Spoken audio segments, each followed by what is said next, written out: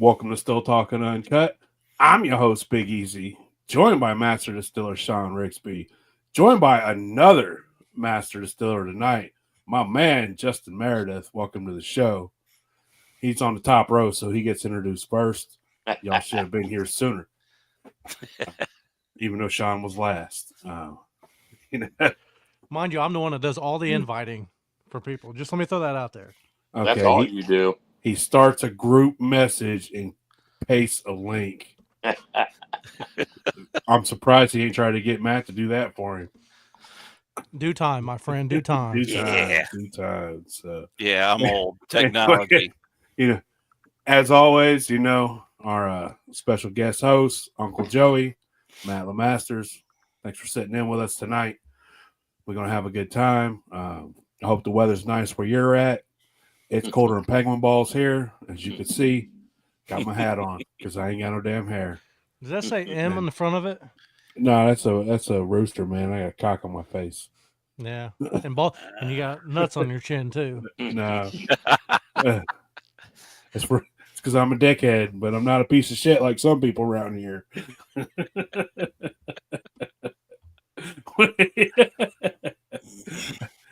Mr. Daniel Stevens, welcome to the show. Welcome to the show. So let everybody know next Monday it's going to be our 100th episode. We're going to shoot the shit. We're going to have a good time. We're going to do open mic. We're going to do open mic shit show style, just without all the no drama. So call off work Tuesday, stock up your alcohol table next to you, and we're going to have a good time Monday night. So y'all join us for our 100th episode come Monday. Who would have thought that we would have made 100? When me and Sean first started this, it was just I was second choice. I'm down with that, but that's the way it goes. But we never thought, I never imagined that, almost 3 years later we'd be bringing in our 100th episode. So, we appreciate y'all staying along the ride. We appreciate all the guests that have been here along the way. And then, and even when one of us can't make it, the other one keeps it going. And we've had some changes along the way. Hey, they're going to be your only host here soon. That's right. Me and Sean are grooming them to step away. It's gonna be theirs before you know it. I don't think so, Johnny. So before he gets ahead of himself, what's everybody drinking on tonight? Water. Justin, what you drinking on over there? Anything special? Can't hear you, man. I'm going to throw down some peach cobbler tonight because it sounds good. Nice. Ain't nothing wrong with some peach cobbler, man. Actually, that was one of the very first things that I gave Uncle Joey after it was one of the first post flavors I gave him after I mean, you're right, it is Sean, only Sean 79. And we got to crack open the Bush latte, too. My man. My man. I knew that would speak to Sean's soul. Yeah, have you ever had any of that Bush Light apple? I love the apple. Yeah, me too. I had about 7-8 cases and it just disappeared. I drank my last one last summer. Sean didn't get to drink them. I didn't get to drink them, no. Did they not bring them back this year? Nope, they're gone. Really? They changed it to peach, and apple disappeared. A seasonal thing. Peach in the summer, apple in the fall. That peach wasn't near as good either. Disappeared 2 ways, huh, Sean? That's right. Sean didn't get to drink it, so hell no. So I busted out some Ohio blue corn tonight. And Sturge? Yeah, some AAW blue corn. Okay. I mean, this is one of his first jars. I'm intrigued. I'd be intrigued to put it next to one of his newer jars just to see if there's advancement or to be able to see if you could pick up the advancement and skills, or just, The stories at best, or at least, I guess. That's right. So we went down to, where did we meet at? 2nd Street Market this weekend. Yep. And we stopped at Burnout Winery, even though they weren't there, but I got some of that berry sangria. Ooh, that's good stuff. Yeah, I generally don't drink a whole lot of wine, but this is not bad. This is real good. It's a solid wine. Yeah, they do a good job. Yeah, all of us. We're all like, oh, we don't like wine. We're not big wine guys. Where's the liquor? Where's the liquor? And it's like, oh, in my pocket.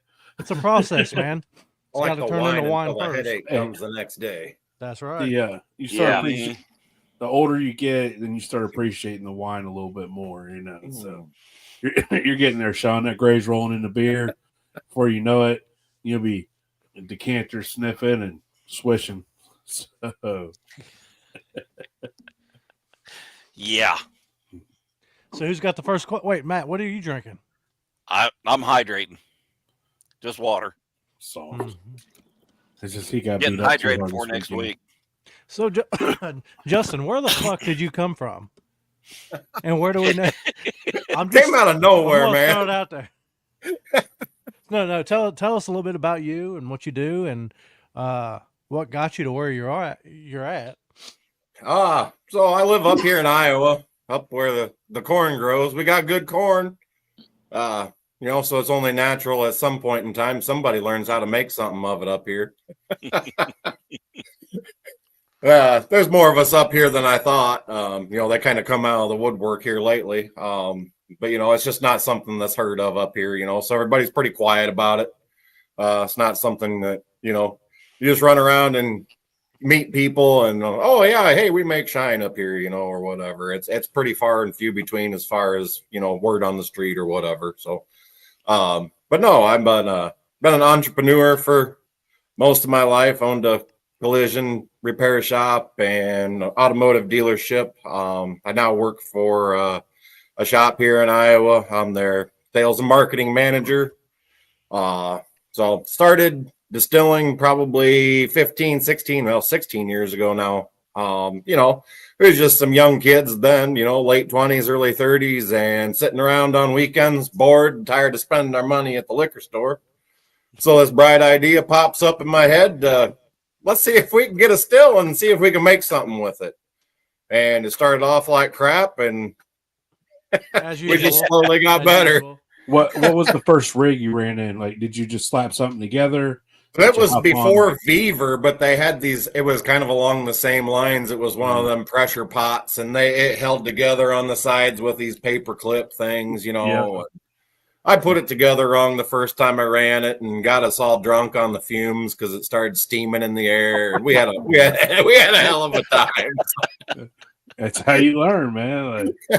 We started off as bad as you could, and I've gotten pretty decent at it over the years.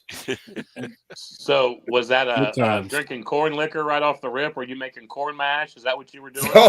So the first one, this is embarrassing, but we didn't have no mash made. So we got this pot put together, and we want to make something. We want to make some moonshine. We're going to get drunk tonight, right? So my buddy, he's like, well, I got some old beer in my fridge. And I said, I think I got some old beer. Yeah. And another buddy had a box of wine that his mom had left at his place. So we just dumped it all in there together. Brandy. Like Carlo Rossi. Carlo Rossi was the first shit I ever. That's a mountain brandy, man. It made him a mountain brandy. Some beer brandy, hoppy mountain it was rough, but it got us to our destination, man. Yeah, that's all that matters, man. Yeah. So how did it turn out? Just got to know. Pretty bad. About as bad as you can imagine. Hey, drunk is drunk. Did you think it was bad at the time? No. Okay. We didn't care because it got us what we wanted. You damn right. Drunk is drunk. And you made it yourself, and you guys thought it was cool as shit. So hey, that's right. Win. Absolutely, yeah. That's right. Yeah, so, Ian. Yep. Let me ask you a question, Ian. When did you do Brew Shine on Philbilly Moonshine? Yeah, we did Brew Shine. I bet it was a few years ago. 1982. It was a while. We're not talking to you, Matt. It was one of our first videos. I woke up one morning, it was wintertime. I went down to the Mirror Mart, grabbed 230 racks of Milwaukee's Beast Ice, and was like, bro, let's distill this in the liquor. And we distilled it in the liquor, man. Like Reggie. It was crazy, like, to watch, to do that. And then later on I've done kegs, turn them into beer. Mm-hmm. you know. So, I mean, realistically, we brought brew shine to the forefront to the internet world because there wasn't nobody distilling beer on the internet before we did it. And it's like, hey, y'all did brew shine, man. You should give me a call. I think that was the fun part about it because, none of us knew what the heck we were doing. You couldn't get on the internet and just find, all these forums and Facebook groups and stuff there is today. So it was throw something in the pot and learn how to do it. And that probably made it more fun. I feel fortunate, I just recently decided that I wanted to pick up the hobby, and I feel fortunate, man. There's so many avenues and so many people to reach out to nowadays. You guys starting out 15 years ago, you guys didn't have that. And being in Iowa, it sounds like you don't have the resources. Ohio, there's plenty of shiners here in Ohio. So, it doesn't seem like it'd be too hard to find them around here. But well, and that's the thing, I bet you can go middle of Springfield, throw a fucking rock far enough to hit somebody. That does it, and find out. Yeah. See, what's wild to me is how at first she was talking about how nobody likes to be like, hey, I'm a moonshiner. Hey, I make moonshine. Like, everywhere we go, I'm like, oh yeah, I make a little liquor. We was down 2nd Street Market. It wasn't 5 minutes. I was talking to the honey guy about making liquor out of mead. Yeah. And he's like, oh, there's a feller down there. He makes a little bit of shine. He's not here today. Yeah, I was asking questions about the honey, and he had no problem. There's a guy right down there who volunteers that he makes it out. Yeah, he was quick to tell us that. Absolutely. Yeah, it's a lot. It's becoming a lot more. It's not so taboo anymore. Well, it would have been nice to have that jump start back then because it just puts you years ahead just right off the bat. So it would have been nice. I probably wouldn't have been making Milwaukee's best ice in a still. Just saved a lot of money screwing stuff up. Yeah, but that's how we learn. So that's right. What it is. So after you did the brew shine, the brew shine brandy, and what did you guys start? Did it start experimenting with making mashes and things like that? Yeah. Right away, it went to your regular corn and sugar, and so we did that as often as possible, and that kept us pretty happy for a while. The little tiny still lasted about 3 weeks, and then we had to go up to a 30-gallon because we couldn't make enough to keep us satisfied. I mean, there were 3 of y'all, 3 of you, so. More than one, a little still just hang on. Yeah. The little pint jars would last us about 2 hours at a night, and then that would be we need some more. Everything that came out of the still is gone by the end of the night. So we jumped up to the 30-gallon. Then we were in hog heaven then. So that kept me pretty occupied here for quite a while, and then stepped up to a 50-gallon now. So, and that's not big enough either. You just always want more. Yeah. Anybody out there looking for a still, get the big one because you're not going to be satisfied. Yeah. People always go, should I get to 10? Should I get to 20? And I'm like, man, you could put 10 gallons in a 20, but you ain't putting 20 in a 10. Yeah. Just remember that. So do you run propane or electric, Justin? I run propane. Nice. It's what I've always used, and just does the trick for me, I guess. I never mess with the electric much. Being out there in Iowa, you probably need that propane for that little extra heat as well out there in the garage. If you're doing this time of year, you do. Man. So, I got to ask about the shirt you got on, North Georgia. Is that a product that you run, or? No, I use a lot of their products. Okay. I got my shirt. I got lucky enough to be picked this summer to go for their raffle down there with Amanda, and we did the MASH class and stuff with Amanda, and got to hang out with the North Georgia crew. So, man, what a great time.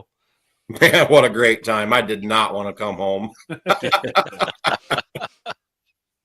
So, yep, that was a good time. Made good, those guys are like family to us now. And, Amanda, you guys know how great she is. And it was just a wonderful time. Yeah, so, it's hard not to find good people, Yeah, absolutely. I mean, there's a few shits, but just like with anything, there's a few shits along the way. But for the most part, man, it's good fellers, you know. So Do you? There's a question here. Do you ask do you watch Letterkenny? I've seen a couple clips of it. That's it. I think you got to go a little further north yet. my man, also, Mac. Leave it to that's him. awesome. Trailer Park Boys now. Now we're talking my language. Hell yeah. You sound like Wayne. So, what made you decide that you wanted to apply for Master Distiller? Was it Buddy saying to do it, or did you just say, you know what, I'm making pretty damn good liquor? Or let's did give they it a contact try? you? So I contacted them. I'd done some Facebook, in the groups and stuff, pretty active, sharing recipes.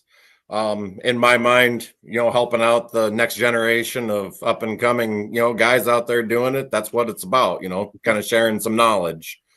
So I shared a couple of recipes and gotten a message from a fella, and he said, hey, that was pretty good. You should, throw your name in there for Master Distiller. And I thought, oh, no, I don't stand a chance for that.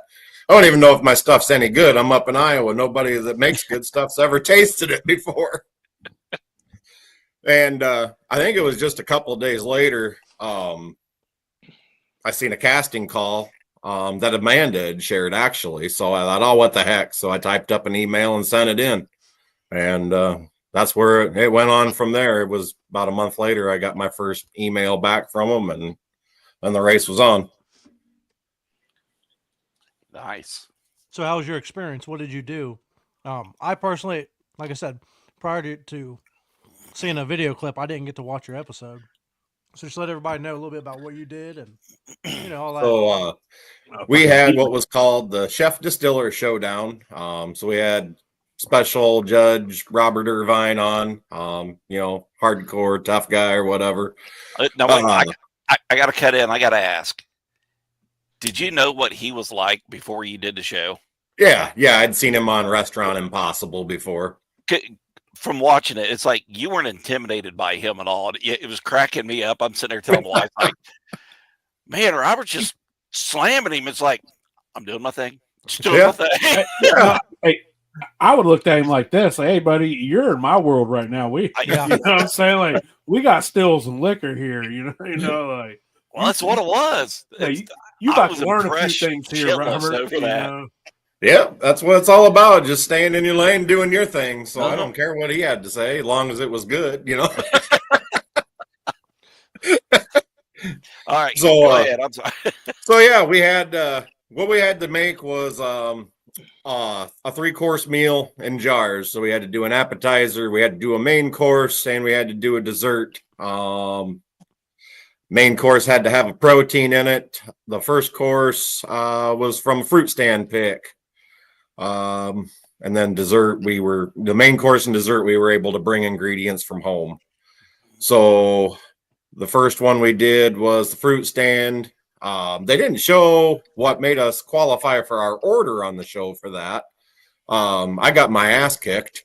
They made me go in last because we got this little tiny jar of red stuff set in front of us, and we had to guess exactly what was in it and what it was and what the proof was. And it turns out it was gin, and I absolutely despise gin, so I lost terribly and got to go into the fruit stand last. Yeah, I'm not a gin fella either.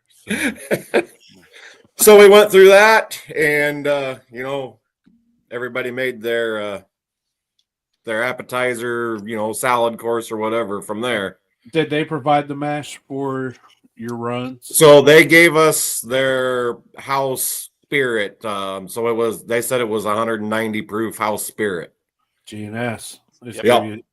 So which on actually kind of added to the challenge a little bit, because trying to get that stuff proofed down and enough to make it a drinkable liquor was a little bit intimidating. Did you ever think about throwing some water in your thumper to help knock? I did. I did throw water in my thumper, but I still just didn't have enough time to get it down. Yeah. My first run, I probably put too much alcohol in the still. Learned my lesson from that for the next 2 runs, but still, we wouldn't have had enough time. it was just a bear getting all that stuff down. So we had to do a lot of tempering on the show, and they didn't really show too much of that either. Now, could you have cut that 190 in your pot, half it down with water from the start? I was. Was. Yep. Yeah, I put in 5 gallons of liquor and 5 gallons of water, and then more water in the thumper. Just trying to do what I could. Yep, trying to knock it down as fast as possible. Because what did they give you 3 or 4 hours to run the first time? We had 4 hours. 4 hours. For most of us, even if you heat up fast, an hour, and then 3 hours, you're trying to get down to your money. I call it the money jar, where it's not your proof. Your it's hard to get there. We were on hour 3, 3 to 3.5 hours in, and I was still getting 150 proof out of there, so it was still pretty hot. Yeah, you have no choice but to bust out the water and yes sir, proof it down. So for your main course, that's where you put some meat up in the old pot, didn't you? Put some meat in the old pot. That's right. That was they told us that it had to have a protein in it. So obviously that was my first thought was, well, we gotta figure something out here. So we'd been camping the weekend before, and they didn't give us any time. So it was like Monday when they called me and said, hey, you gotta be down here on Thursday. So I quick flew home. But I'd made a brisket it was Memorial Day weekend, and I made a big brisket and had about 10 pounds of leftovers. I said, well, I guess that's what I'm using, because that's what I have, and I don't have time to make anything else. So can't get much grabbed better. a bunch of stuff and, packed it up, and away we went. Now, when you put it in your pot, did you just, I watch, but I'm just, did you cut it up and just throw it in the pot, or did you hang it in a bag from the cat? I hung it in a brew bag. So I had some other ingredients that I did put in the pot with it, but I did hang the brisket in a brew bag. So, all them pieces got that good steam through them and brought everything up nice. I did cut up a bunch and put in the thumper as well. I didn't want to put as much in the thumper because I didn't want to have chances of oil coming through.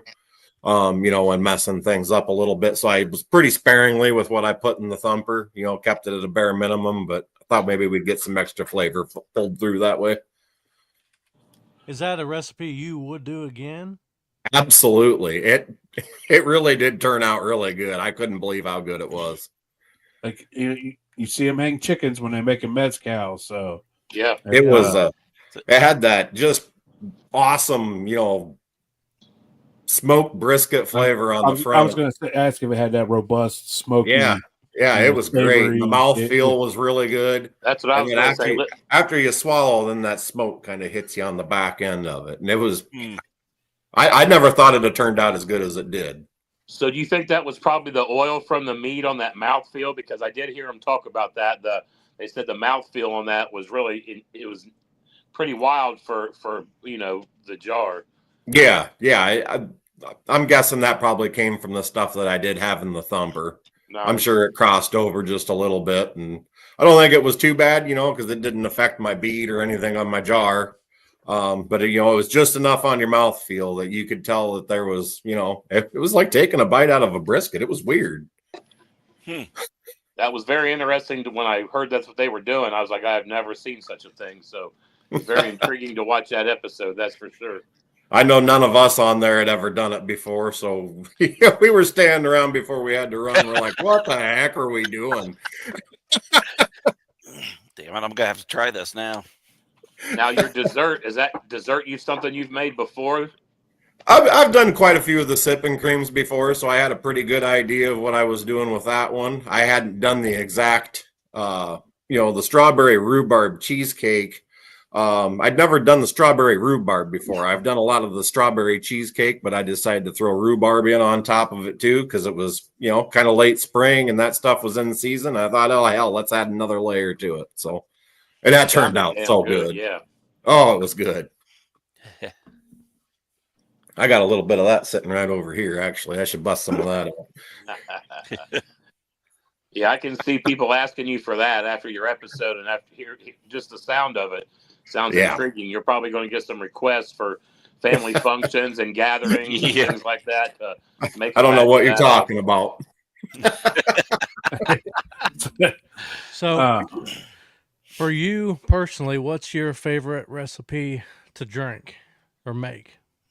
Oh boy, that's tough. I switch around a lot, so I'm constantly doing something different. I think one of my favorite ones that I've done lately is a bloody butcher. So I'll take the bloody butcher and grind it up, and I put it on the smoker and smoke it with cherry wood before I mash it in, so it picks up a little bit of that cherry smoke flavor. With the light, and then light sweet smoke. just really light, really sweet. Yes. And that bloody butcher's got a little bit of oil in it, so it's kind of a richer, earthier, Yep. flavor. And when that comes through, that's a pretty good drink for me. All grained, of course, and that's probably my favorite to run. So I know we have a guy up our way, Vaughn Davis, who grows a gazillion different types of corn. Do you have access where you're at many different types, or is it mainly just a few varieties of corn you have access to? Or So it was actually probably the day I got back from the show. People must have been chattering here around home, and in fact, it was the day I got home because I just sat down on the couch and hear the dogs start barking, and so I get up, there's a side-by-side sitting out in the driveway. I'm like, what the heck's going on out here? So I go out, and fellow's standing there, and he says, "Hey, my name's Jim. I'm kind of your neighbor." And heard you were on the show, so introduced myself to him, and we got to shooting the shit a little bit. And turns out he grows bloody butcher corn and white corn and some hoppy blue, and it's a few miles from me. And he just started, making some of his own stuff a few years ago. So we've become pretty good buddies here. that's awesome. That's an awesome story just from the show. Yeah, It's just amazing. Yeah. Know. Right. So, that was pretty cool. So, but there's not a lot of that around here. They don't like the cross contamination. We got so much field corn. You start growing something different and you start cross contaminating the crops, and probably people around that don't like that so much. So, it's not a big thing. The yellow corn around here is plenty damn good. So it works great. Oh, I bet. So do you do a lot? Go ahead. One of my favorites is probably the Iowa sweet corn because it don't get no better than that. Ain't nothing like your state's corn, We got That's that Ohio right. blue corn, so I like that Ohio blue. The yellow's pretty good, but and when it comes to the heirlooms, I'm the blue. I like that blue. So. The yellow's got a nice sweet, but that earthy taste that Ohio blue's got, man, that's a solid drink.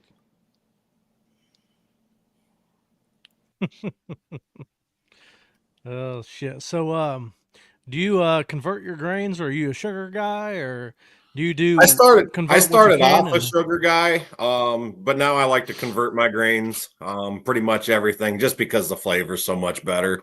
I will use sugar. I will use sugar quite a bit. I like to do sour mashes as well. So pretty much everything I run, I'll turn into a sour mash just to get everything out of it I can. And of course, I use sugar for that. So now, do you reuse your still beer, or do you use fresh water? I use my still beer. Do you really? Yeah. So do you have any issues with your pH dropping out? I've never had a problem. Just I wait. usually take them 6 or 7 rounds, and I've never had a problem yet. So I was getting ready to ask that. How many you go? Yep, I go 6 or 7 rounds on them. So Wow. I'm using about 30% back set, and then the rest is fresh water. Okay. A little less back set. A lot of people use 50. So Yeah, a little I'm less keeping back it set. about 30. And Okay. then when you're converting your grain, are you do you use barley? Are you using liquid enzymes? Are you powdered? So I'll use barley, malted rye. Of course, that doesn't do too much, but then the 6-row malted barley, I'll use. And then if I'm not getting the results I want quite yet, I'll top it off with a little bit of amylase just to make sure I'm getting the right conversions and getting everything out of it I can. If you got the technology at your fingertips, why not use it? That's right. So yeah, I mean, all these big distilleries, that's what they use. I mean, yeah. it's 100% conversion. I don't think I taste a difference in it. You know, I guess if maybe you pour half a bottle of amylase in something, which is a complete waste, you might get a little funny taste or something. Yeah. I've never been able to taste a difference. Nice. Now, do you have a preference in what kind of a yeast you use? Do you dabble in the various kinds, or do you? You know, I've played with just about all of it. You know, I thought I had to have Datey for the longest time, and then you know, if I run out of that, I'll go up to the old Amish store over there and I'll get me a brick of Fleshman's for $5, and that'll last me all summer long. You know, so I have a little bit of everything on hand. I've tried some different stuff for rum. You know, just I haven't gotten. You know, you see some of these guys. I think it was like Tyga that was on one of the episodes here a while back. He had a whole refrigerator full of all these different kinds of yeast and stuff in there. I don't get that crazy with it. You know, I got a couple select few, you know, I use for brandies and grains and rums and call it good. It's one of the questions I get most that people just message. What kind of yeast should I use? What kind of yeast should I use for this? And I always give the same exact answer. I'm like, put some bread yeast in that shit. It'll be all right. I mean, in most cases, yeah. Put some bread yeast in that shit. As long as you're not over 10%. Bread yeast will eat anything. Yeah. So when you sour mash, do you pitch new yeast or do you use what was already in it? I use what was already in it. I make sure I leave a little bit of liquid in the bottom of the barrel, you know, when I'm doing my run to keep the yeast going, and just pour her back in and keep on trucking. Works awesome. What do you do about nutrients? Do you use much nutrients in anything, or? I do, especially if I'm doing the sour mashes. I will put in a little bit of Fermax, you know, just to make sure everything's happy and going. Not a ton. That stuff has a funky smell, so I'm afraid to use too much of it because I'm afraid that taste will come over sometime. But you know, I do use a little bit of it in there to keep it happy. Nice. So, do you have a story where moonshine about killed you? It sounded like the first time you ever made it. The first time was probably, it didn't kill us, but man, we got messed up for about 15 minutes. Oh, so somebody with a little batch. So if I can explain that, I had this pot, right? And it's got this little copper tube that comes off as your condenser. You know, I put it together upside down. So I had the condenser stuck in the pot.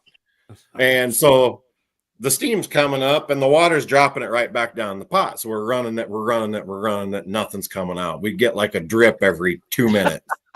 So you're like, what is going on? You know? So we take the clamps off this sucker and take the lid off, and the steam just rolls out. Oh shit, we put it together wrong and didn't think nothing of it. Put it together the right way. We started running, and the next thing I know, we were all like laying on the floor. We had the giggles so damn bad we couldn't walk, we couldn't talk. We were just laughing our asses off. It was wild. Alcohol buzz. I'm gonna do that again on purpose one of these days, just because it was so much fun. So they vape alcohol now. They take alcohol, they make contractions, turn it into gas, and they inhale it. Shit is crazy. I told my buddy Mac about it one time, and he's like, "No way!" And I found a video, and he's like, "It was wild." Do you ever keep lacto infections when you get them? If I can get one, I'll keep it. I don't get them very often. You know, I really try. I'll leave the lid off that sucker and let it sit there. Wait 2 days before you Yogurt. pitch your yeast. Wait 2 days before you pitch your yeast. You'll pick up a nice lacto infection. Yep. Or like Sean said, a couple times I have got them. I have saved it for a little bit later on to try to use it again, but I don't get them very often. Would you say to toss in, Sean, to invite a lacto? Some kind of yogurt. Yeah. Specific kind, or I don't fucking know. I've never done it. I don't like the shit to begin with. Some people love it. Some people hate it. And that's how it is. Like some people are like, "Oh, dude, I love the taste of it. I like this," and other fellas are like, "I'm not a big fan of that." Sean had some lacto infected mash. What happened to that mash, Sean? It got ran and then it went to Uncle Joey. And from that moment on, I know nothing about what happened. He's like, I don't give a shit what happened to it. Hey, it don't taste bad. It tastes like pickles. It's like pickles. Did you get any? How much pickles did you get out of it? I would have had 6 jars. To had I be not de- fucked- 6 jars. What the fuck? This motherfucker.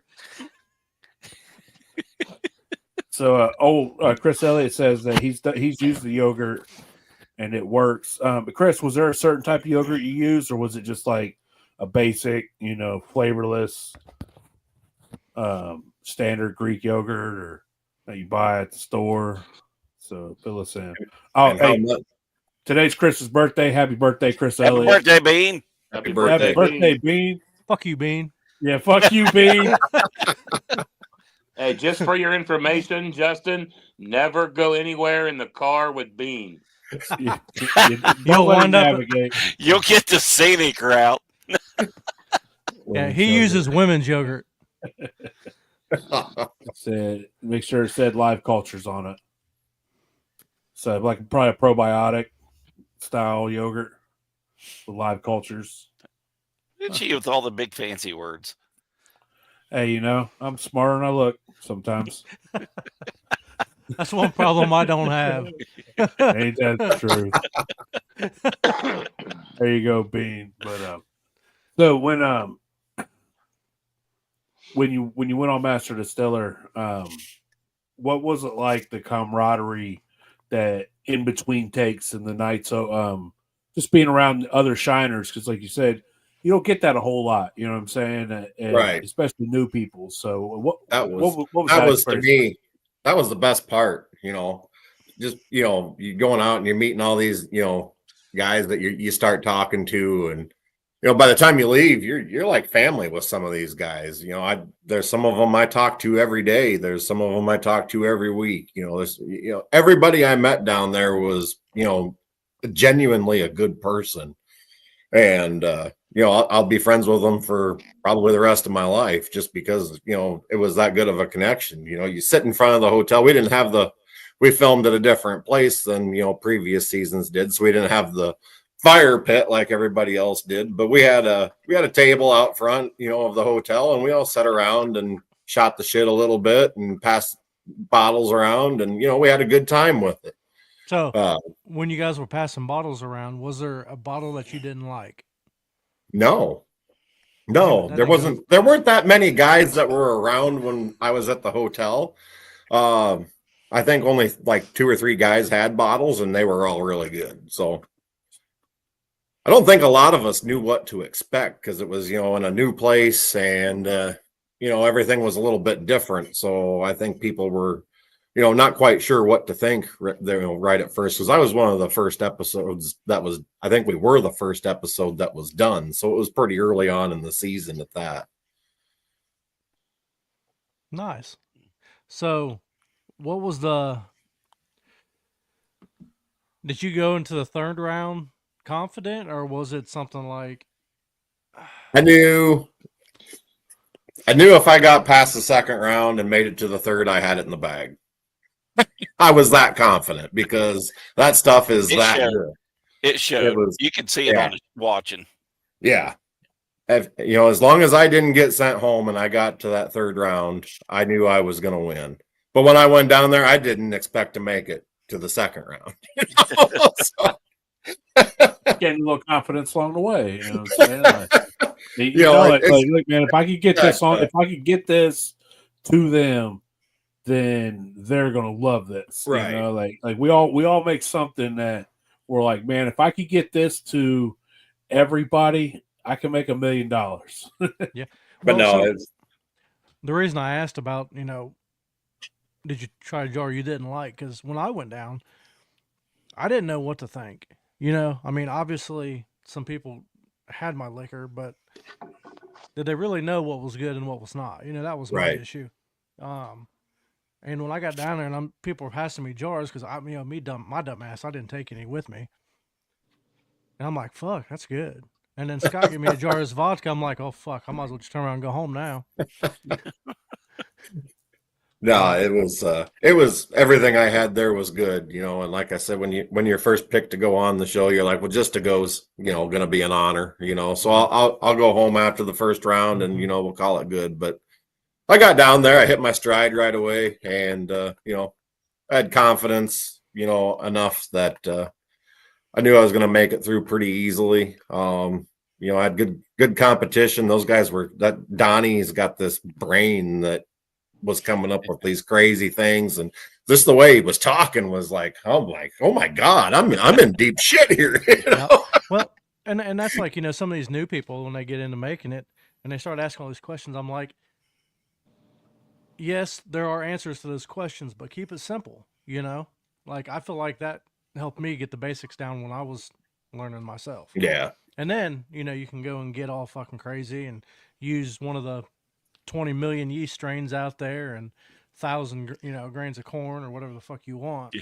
Don't overcomplicate something that's easy to make. Yep. You're not reinventing the wheel, man. You're just putting your own twist on it. So, hey. Now, do you enjoy making any brandies, Justin? Absolutely. I got into that quite a bit last summer, berry season around here. Did some strawberries, which it comes off a little bit hot. I mean, I like it, but it comes off a little hot. But I did another one where I mixed strawberry and rhubarb together. You just got to run it 6 times. Yeah. Isn't that right, Matt? Next summer, when you go to do strawberries, put some strawberry jam in your thumper.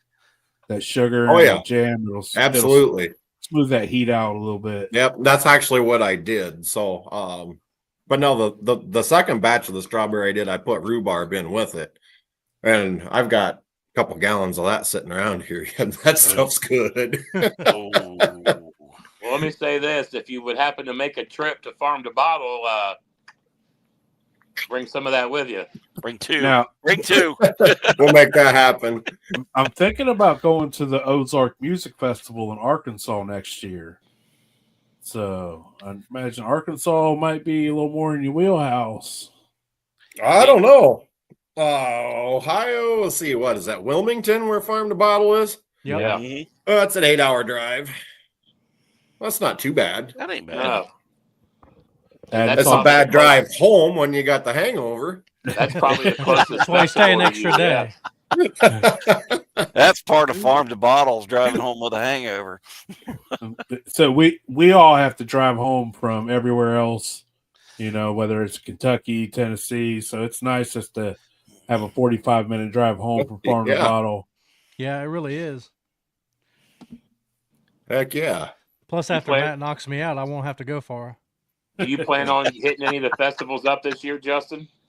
The want is there. Right. It's a matter of, Logistics. making sure the finances are there, the vacation time at work, and everything else going on, kids in sports and, all that fun stuff. So there's definitely the want to do it. So, maybe you'll have to make an extra effort to get to at least one of them. I'd like to hit every one of them if I could, but my liver and my wife would hate me. So you got to make it a couple's weekend where you're like, all right, yeah, we're going to go. I think she'd like to Farm to Bottle because she's into the canning, and homesteading kind of thing. So I think that hit her sweet spot. So she'd have some fun too. So, I'll have to beg and plead. It's my birthday weekend that weekend, so, There you Go go. up here and hang out with the boys. We're gonna have a I'll good tell time. you what, I promise you, if you make your way to Ohio, you will get treated with nothing but hospitality and you will have a great time. That's I a have really no nice doubts. festival. Dude, I've met some amazing people that I still talk with, hit up on Facebook, comment on stuff. I mean, it's just the Ohio group it's a really awesome group. There's some guys from Kentucky, North Carolina that come up, Tennessee for the event. But the Ohio Some guys, of them man, we take got a a real good longer group route of than Humble. guys. They do. So like go sightseeing in the middle of the night. Yeah. Like Wilmington's flat. The liver Olympics. So what's pace. the preferred camping method there? It's just bring a chair, isn't it? Zero That- gravity that's- chair. That's Sean's method is Sean slept in a chair. Or I there's slept the in the front- car. I slept Well, look. in the front seat of my car. Yeah, just I whatever. left man. and went and slept in a bed. I was like, man, I'm getting awful tired. And I'm like, wait a minute. I rode the fucking bike here. I cannot leave. And old Uncle Joey's like, I got a gravity chair. Yep. Shit.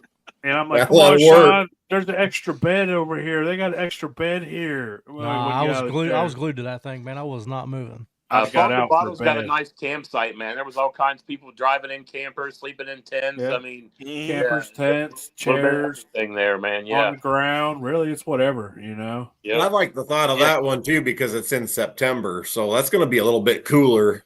You know, won't be as Hopefully. hot as middle of the summer. Not last year, but usually, yeah. Last year it was brutal. Last year, but the nights were nice. So, but yeah, it's a good time, man. We hopefully see you at one. And Farm to Bottle's where it's at. Like I said, campgrounds we get to be like, you know, it's normal life. We get to be us. Well, Right. like it's just like you're hanging out at home, you know. Like Mhm.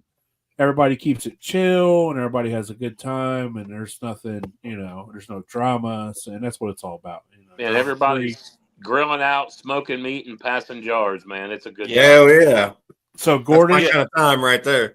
it did not get moved to August. They talked about moving it to August. It is September 19th and 20th in Wilmington at the fairgrounds. That's when it is. It's set in stone. September Yep. 19th and 20th. It's Farm to Bottle this year.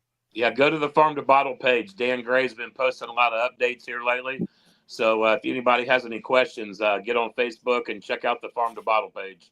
Oh yeah, we have legal weed here too now. So you know, we really want them to legalize distilling, but we'll take what we could get.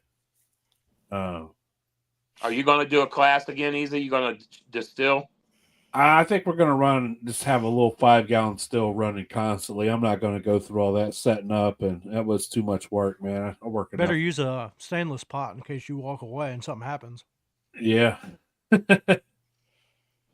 Well, no, I think we're going to do a little small thing and set it up inside and run it off electric, and that way, you know, it's a lot easier.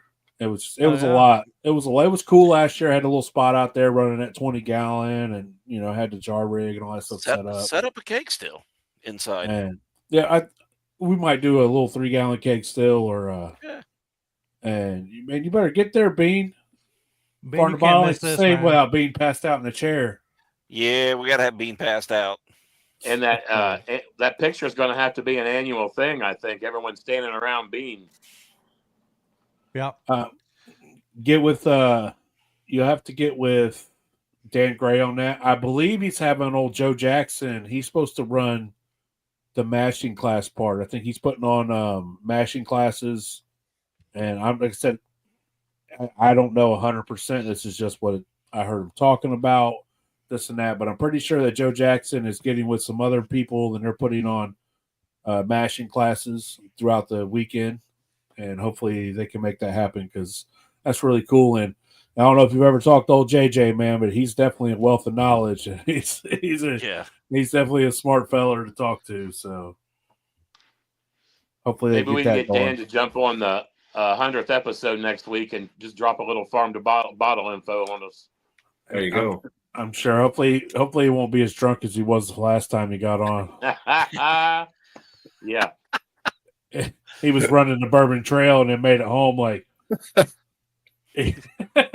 So do you drink bourbon at all, Justin? Are you a bourbon enthusiast? Yeah, I'll drink it once in a while. I like to make my own. You know, you always got a couple little barrels sitting around making some different things. But Nice. I'm not a bourbon snob. I'm not going to run to the store and get the big expensive bottle of bourbon and collect it and set it on the shelf. That's not my thing. Mine don't sit on the shelf. I drink mine. But anyway,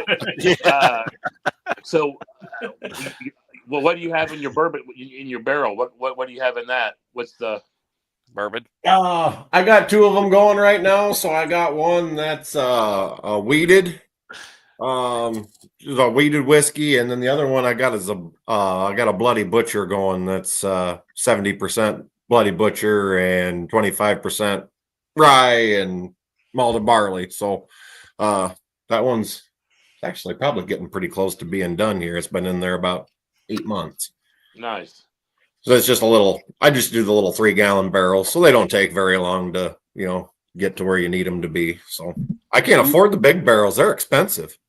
Man, they are.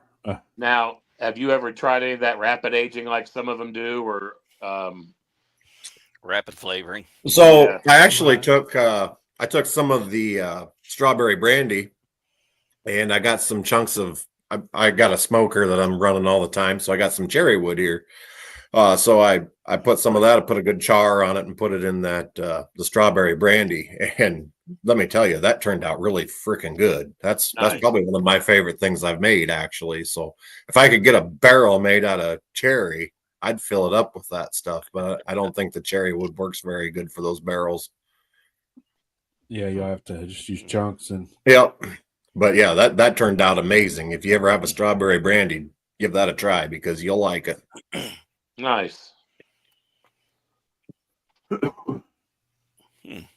So, tell us a little bit more about how things went on Master Distiller, and just all that fun stuff.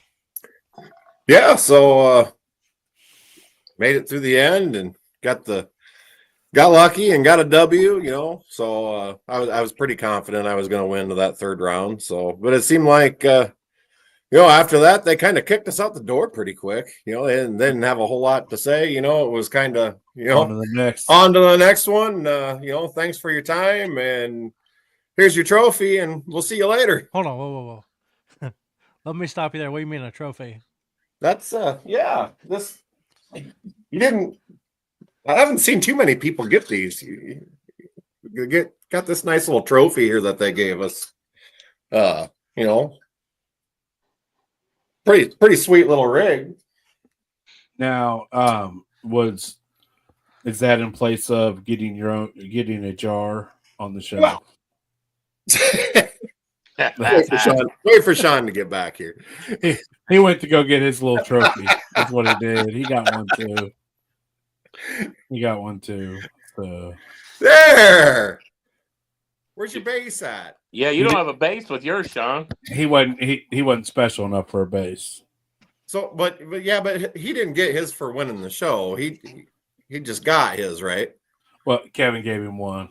Now, see the difference. Mike's off, Sean. Mike's the difference is he got to do a run of alcohol. He did. He got a legal run in the distillery, right? So I just found out this week I don't get that. I got the trophy, and that's all I get. So they just kicked me out the door with my trophy, and the thing we all love about going on the show and dreaming about having our name on a jar. I guess that's out the door for me. So well, and for a lot of other people too. I mean, I don't know about you, but I would never have went on there if that wasn't an option.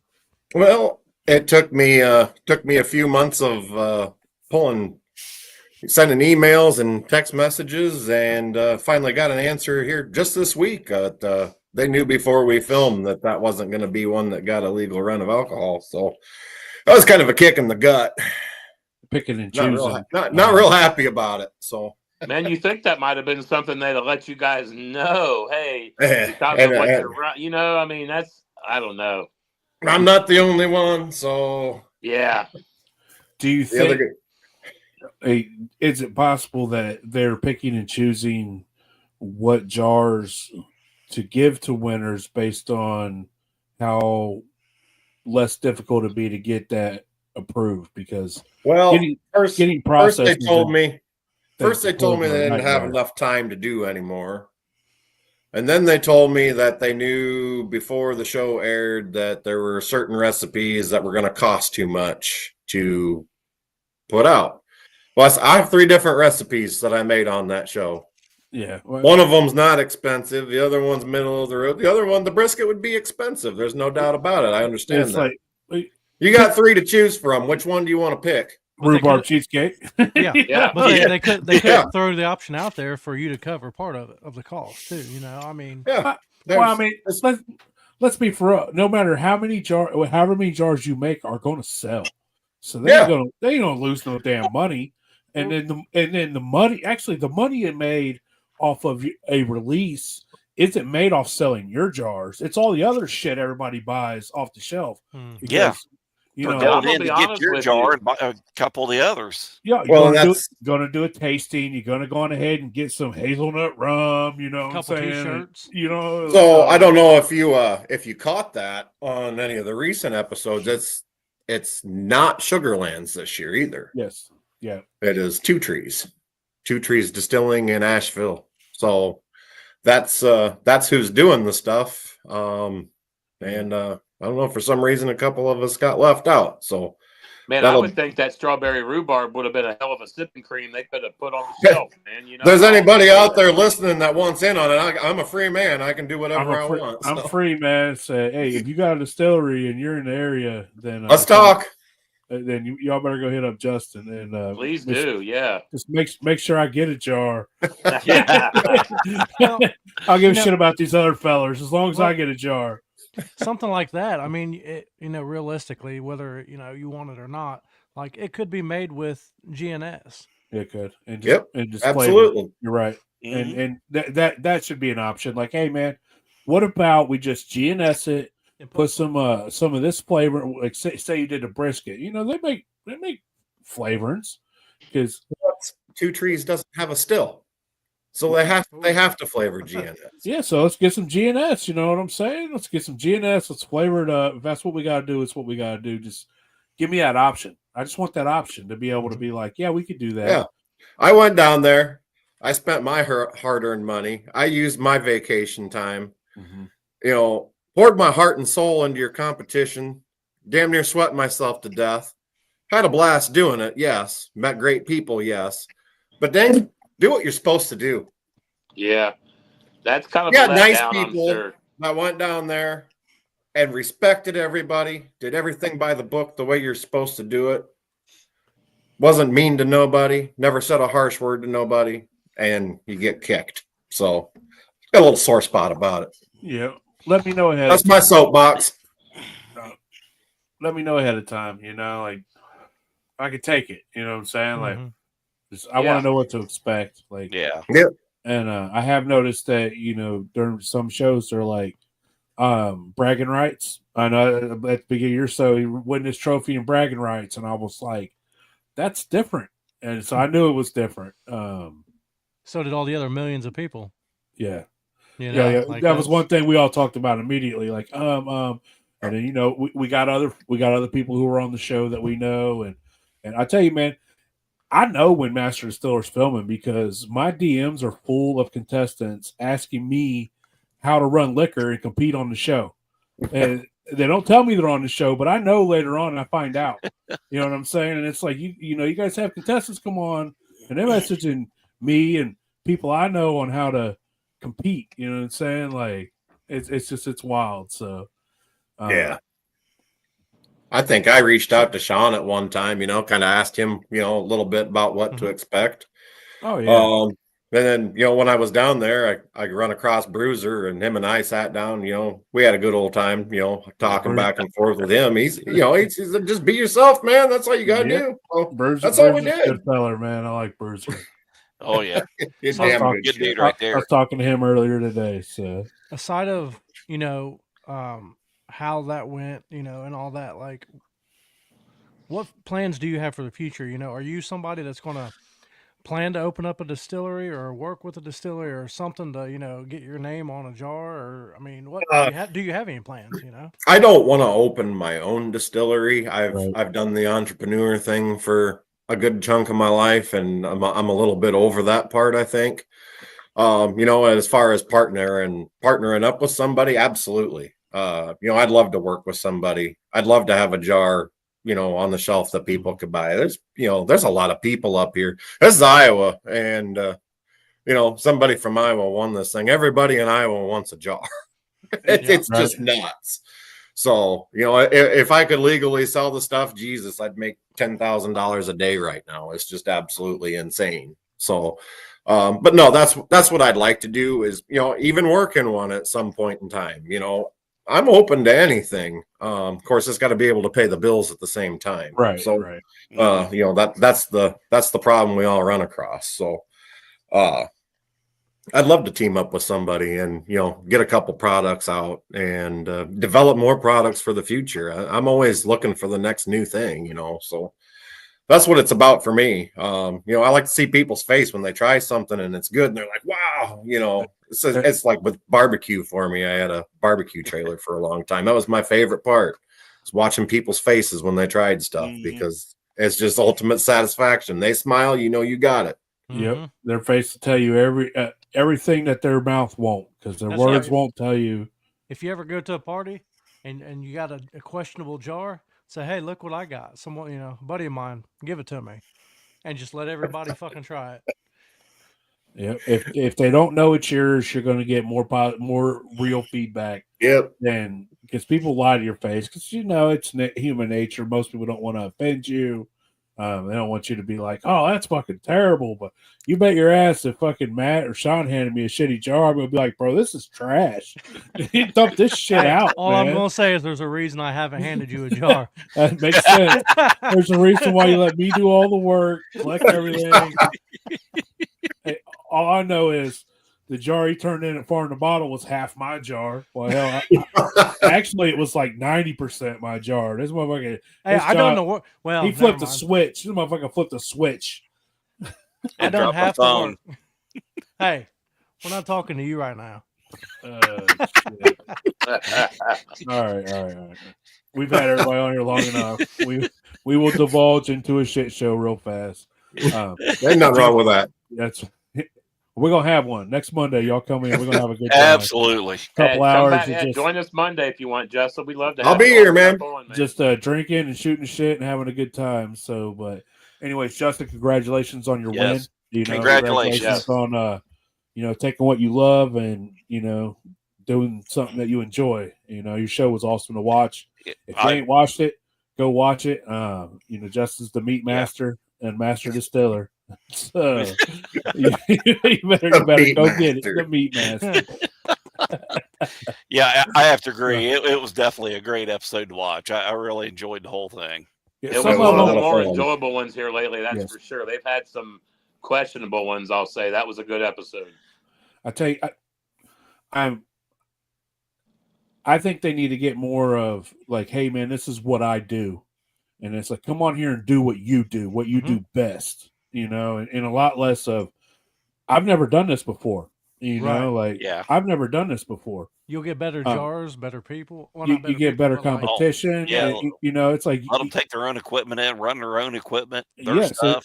it's like, look, man, just like when they did the brandy episode, they had they did the peach brandy. They had 3 dudes on there that make peach brandy, and I bet, that's one of my favorite episodes. You can always tell when get people on to do what they do, and let's make it real competition style to where it's like, man, there's no what ifs here. Like, you better bring your 100% A game, and the smallest little hiccup along the way Even playing field. you. Yes, you know what I'm saying? Get away from this. Oh, well, he's got a thumper. They got just a worm and this and that. Let's get it even 100%, and let's see who's got the best based on what they do the best. Yeah, put the work to the judges. Let them fucking figure it out. Yes, and take every show winner and let them all compete against each other, maybe. Oh yeah, I mean, dude, why- there's why a you- massive tournament. There's a whole other conversation there. Yeah. Yes. Why are you Yep. going to have a tournament and not include everybody that was on there? That makes no sense to me. Just pick and choose your winners to have on. That's dumb as shit, man. I mean, that would mean I would have to do some more fucking work, and I don't like that to begin with. Sean's They're over not like, going to allow me. They're not going to allow me to take easy with me. But I was going to say you'd have to have me, Matt, and Easy go on the show in your behalf. hey, can we do a master and a still hand? I just want to sit in the back and watch. Master still hands. Why not do that? Get a master, have a master bring on his still hand, go against another master and their still hand, battle it out in a tournament. You're passing. That would be a blast, right? It would. It'd be a lot of good content too. Well, they did that battle, the still hands, and they had a Howard and Huck and whoever else they had on there, and that was cool. And I think they did an episode to where they had like a dude and an apprentice, but they was just like regular contestants. Well, now bring back a master with an apprentice or a still hand, or make them run with the opposite person's. Right. You know what I mean? Like. And there's a lot they could do. So hopefully they'll, we want to battle the states, Ohio versus the world, baby. Let's get it. It's too flat up here. Somebody's scared. That's all I'm saying. Hold on. Somebody's scared. Uh-oh. It's too flat. Just- Where? It Just like talking shit over here already. I saw that. it's flat in like 25%. All right. We already got it. All right. Master Distiller Justin and his still hand versus Master Distiller Sean and his still hand. Ohio versus Iowa versus anybody else you want to get on there. Let's get it. So Let me just start with Big Ten schools. There you go. Big Ten moonshine. at top six. Michigan, you're going down. Why not do all 50 Wow. states? Why not get somebody a pair from all 50 states? You know, They will. It'll just be excluding us. or at least east of the Mississippi. You know. I left Iowa out. Can't do that. It was mainly to leave. North Carolina already won. Yeah, you paid the judges bean, but all right, we're done. Everybody have a great night. Thank you, Justin. Thanks, Uncle Joey, Matt, Sean. Thank you, everybody boys. else. Justin, and congratulations, man. Been a Yeah, pleasure. Thank you. congratulations, Justin. Yes, sir. We will see y'all Monday at 9:00 for the 100th episode. Who we See got on, y'all Uncle there. Joey? Everybody. Except the master. She's not allowed to come back. And Janet Miller. Janet's allowed. Come on. Come on, John. No Come screaming on, at John Miller. We'd love to have you on. no screaming at Tom Crum. No, I'm not listening to that shit. So Leave that love all ring y'all. alone. Have a great night. See y'all later next